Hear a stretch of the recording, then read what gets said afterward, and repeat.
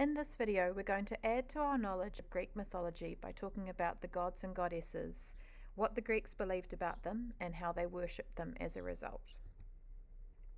So overall, the Greeks had a deep respect and fear of the gods. They believed that they as humans had little control over the world, and so if they worshipped the gods with prayers and sacrifices, the gods would therefore help them in return.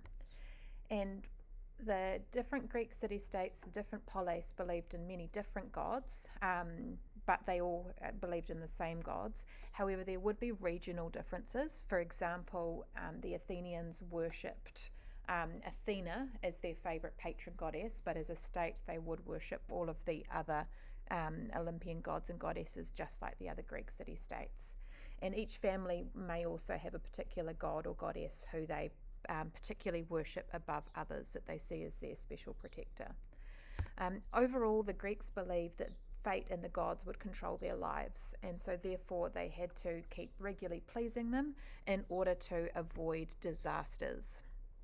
And so as a result, religion really was a part of everything in Greek life. So you'd worship the gods when you're traveling, you'd worship them in your poetry, you'd worship before war, you'd worship them in sports.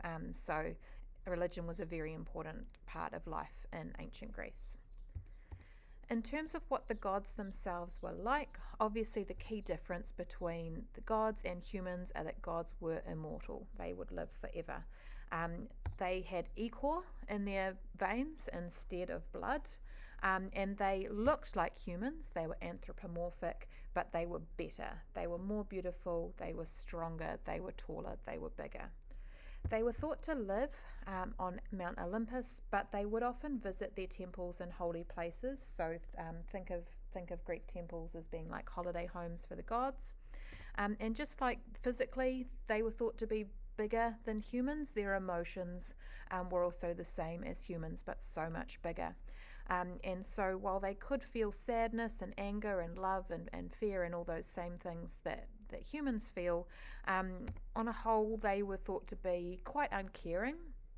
They looked down on humans, and they could quite easily interfere in the lives of humans on a whim.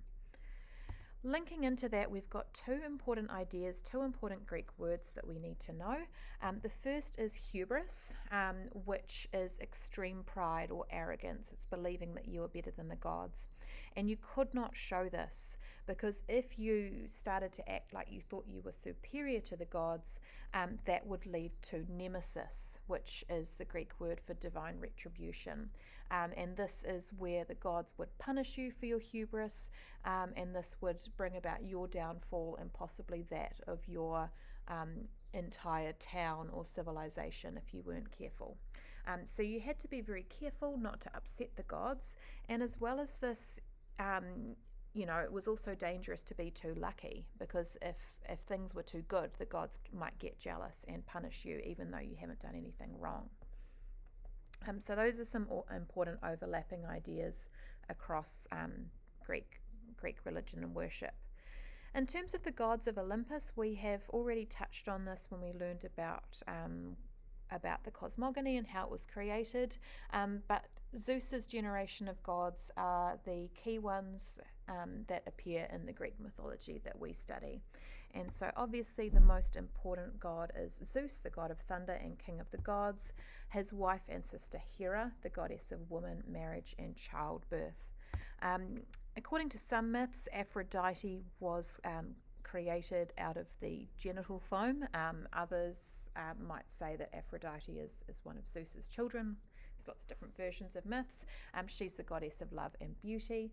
Then we've got Poseidon, Zeus and Hera's brother, the god of the sea.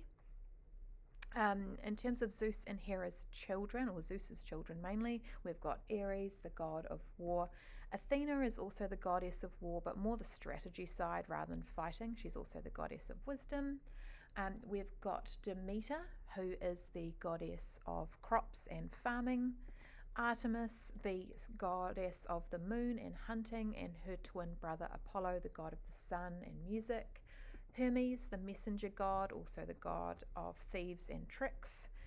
We've got Hephaestus, the god of fire and metalwork. and Dionysus, the god of wine and theatre and all good times.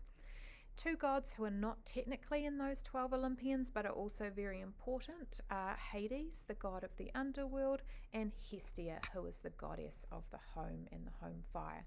So we will explore all of them in further depth and detail during this subtopic, but it's important to know these names and why they're important.